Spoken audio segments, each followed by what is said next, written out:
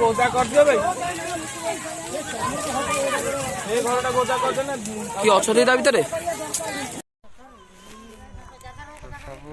ନା କେମିତି ଲାଗିଲା କେମିତି ନିଆଁ ଲାଗିଲା ଆଜ୍ଞା ଏଇ ଘରୁ ଲାଗିଲା। ଆଚ୍ଛା ଏଇଠୁ ଲାଗିଲା ଏଇଠୁ ଲାଗିଲା ଏଇଠୁ ଲାଗିକି ଟୋଟାଲି ଯେତିକି ଏଠି 7ଟା ପରିବାର ଥିଲେ ସମସ୍ତଙ୍କର ହେଇଯାଇଛି ନା ଆଚ୍ଛା ଆଚ୍ଛା ଆଚ୍ଛା ଏଇଠୁ ଥିଲେ କୋଉଠି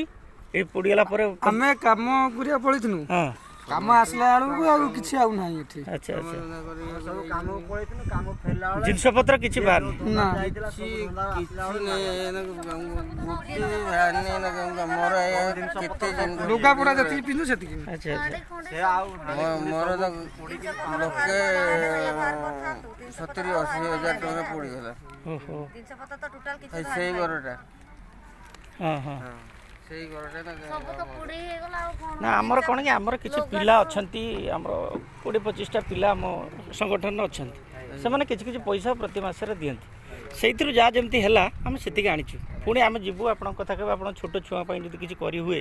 ତାହେଲେ ଆମେ ନିଶ୍ଚିତ ଆଣିକି ଆପଣଙ୍କୁ ପହଞ୍ଚିବୁ